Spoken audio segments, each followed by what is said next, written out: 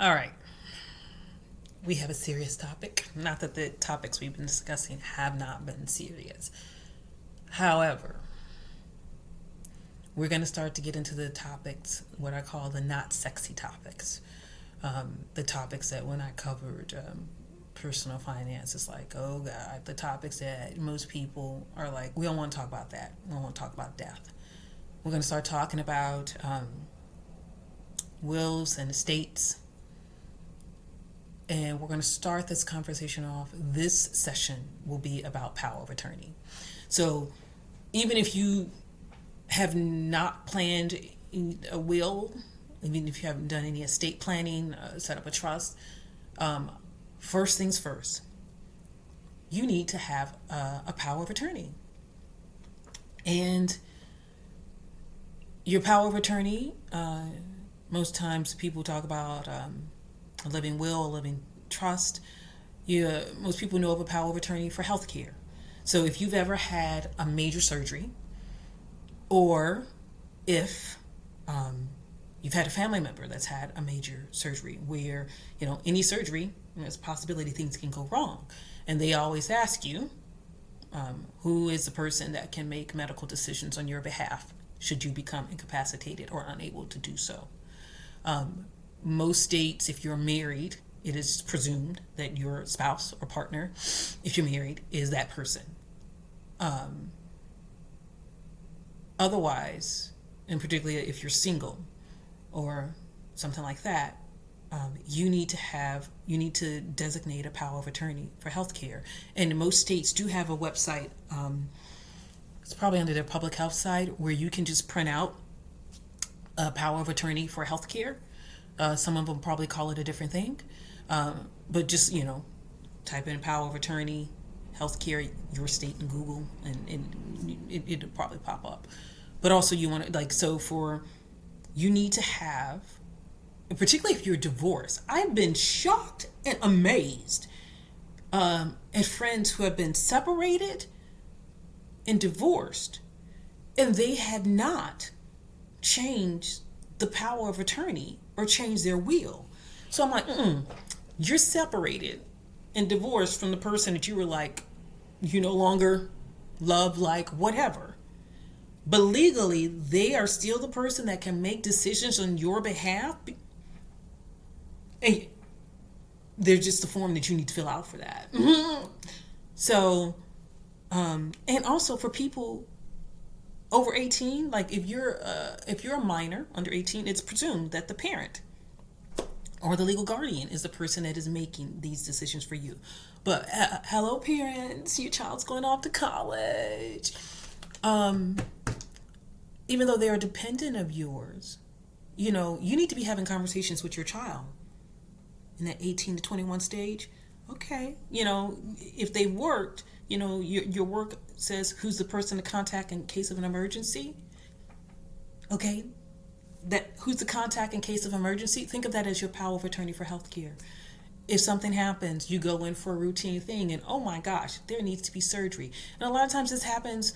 People graduate and they're like, oh, I just put my friend down. Your friend's going to be making life decisions for you. So again, your power of attorney for healthcare. If you've ever had major surgery, you've had to sign something like that. Instead of waiting for a major surgery, start thinking about who that person was. That for me, that had always been my mother. But when my mother died, I was like, I need to change my power of attorney. Who's going to be my power of attorney? And a lot of people just like say it's going to, be my sister or my uncle or whatever. The power of attorney for healthcare should be somebody that that will make the decisions you would want for you, for your health. That should be somebody that's calm and cool. Not, oh my God, what do we do? And it's also a conversation that should have been had before. You want to kind of reach out and talk to the person that you want to designate as your power of attorney for healthcare, and you can have a backup person. Your power of attorney for healthcare is going to be a different form than the power of attorney that you will give for someone to handle your finances. They don't have to be the same people. And I've had this conversation with people who have minor children, and they're like, I don't want the person that I select as the guardian for my child to be the person that manages the finances. I was like, they don't have to be the same. Because they were like, the person's a great guardian for my child, but they ain't good with money.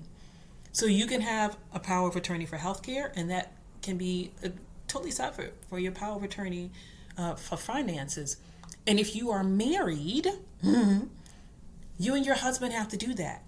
And people are like, but why? I don't trust. It's like, what if, God forbid, you're both in a car accident together?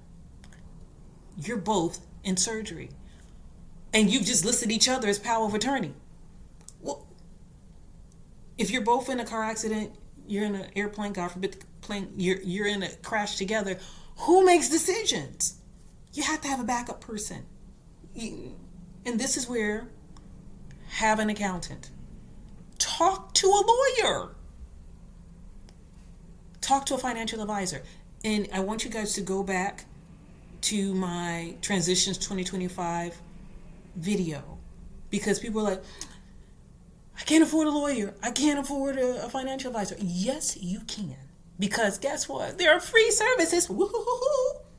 We all like freebie stuff. You can get free legal advice. You can get free financial advice. Run back to Transitions 2025. Run back to, I think I talk about it in tax season, where I talk about how you can get, free financial services. I'm going to briefly mention that here. You got a bank? You got a credit union? Guess what? They offer free financial planning.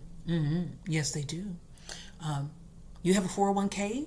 You have a pension? You have an IRA fund? Whoever holds that fund, Fidelity, Vanguard, whoever they are, guess what? They offer some free planning services. Yes, they do.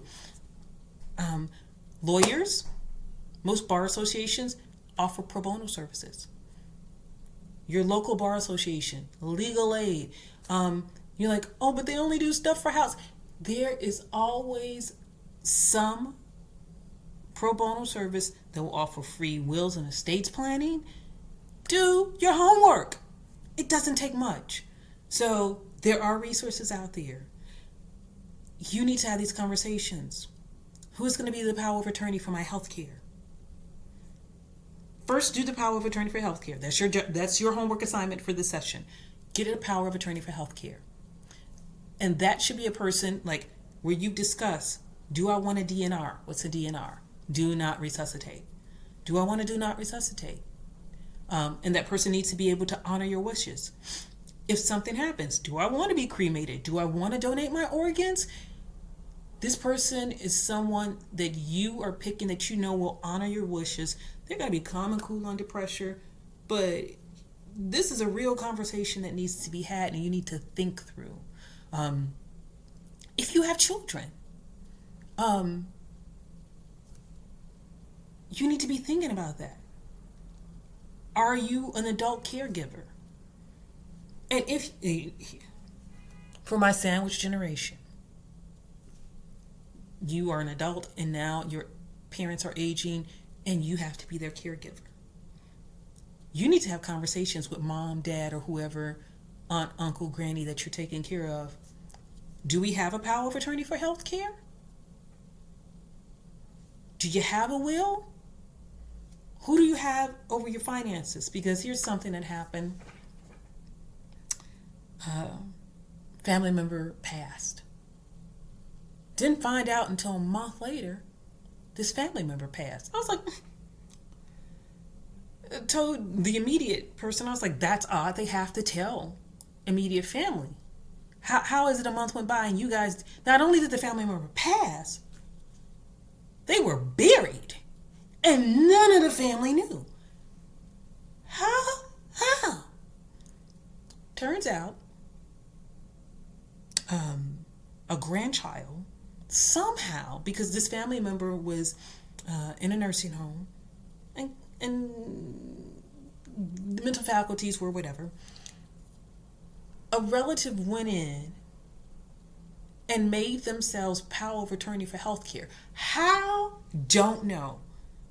But the end result was family member dies, neither children, the daughter nor the son, are aware that their father has passed until a month later. A month later, we find out family member has passed and has been buried. Because guess what? Because I'm like, first of all, how did this happen? You got to have conversations. If you're an adult caregiver, you need to have conversations with your parent. If it's a grandparent that you're taking care of, an aunt and uncle, okay, that information needs to be readily available if you're caregiving for them. Because also, that should be information that if you have a power of attorney for healthcare, you give to all of your doctors so they know who to contact if something goes wrong. And that's just even if you're not up for surgery. I have mine. It's given to all of my doctors. Okay, something, this is the person you call. Like, you might be able to call this person, but this is the person that makes the decisions about what happens next with me. If you are the adult caregiver, you need to, like, the power of attorney for healthcare, why do you not have a copy of that?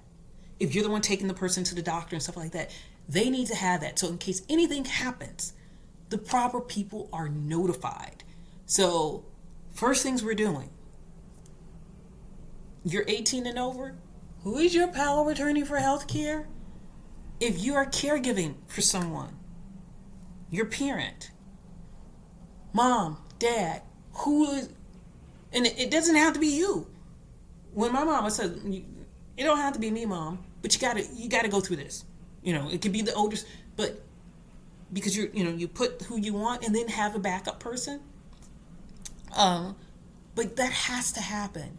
We cannot continue, like, when my sister's like, relative has died.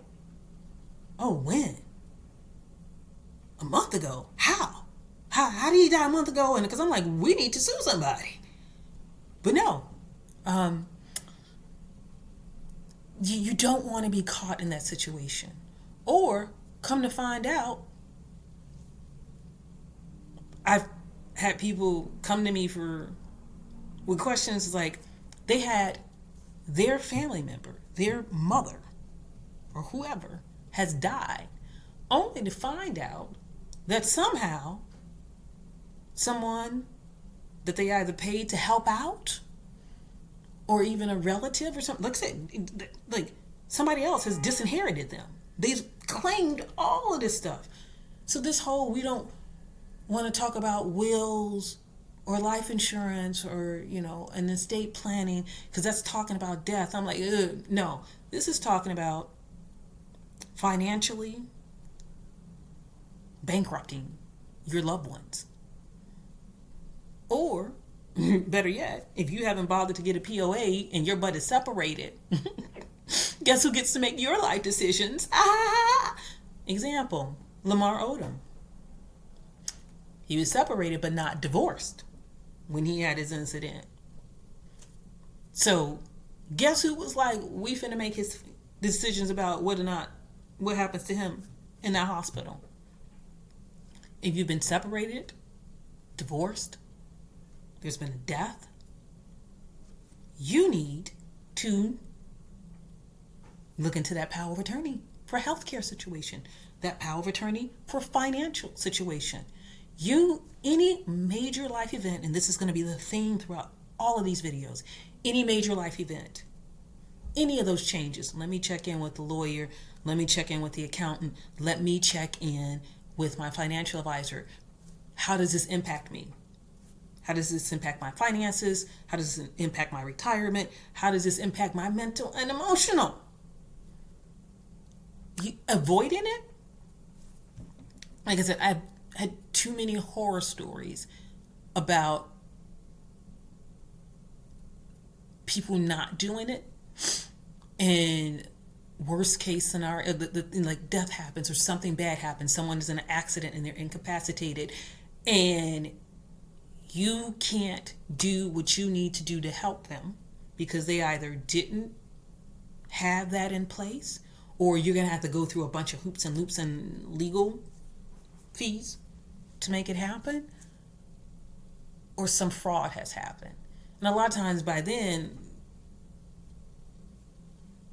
so lesson for this thing, power of attorney for healthcare. Let's start with that. And then you want to start doing a power of attorney for financial. We're going to go into, like, I'm going to baby step us into this because I know people don't like wills of states. Oh, don't want to do that. No. So we're baby stepping it. Because we're like, if you talk about wills in the states, we're talking about death. No, we're talking about life. Okay? And so part of being a grown adult in adulting is, do you have your power of attorney for healthcare?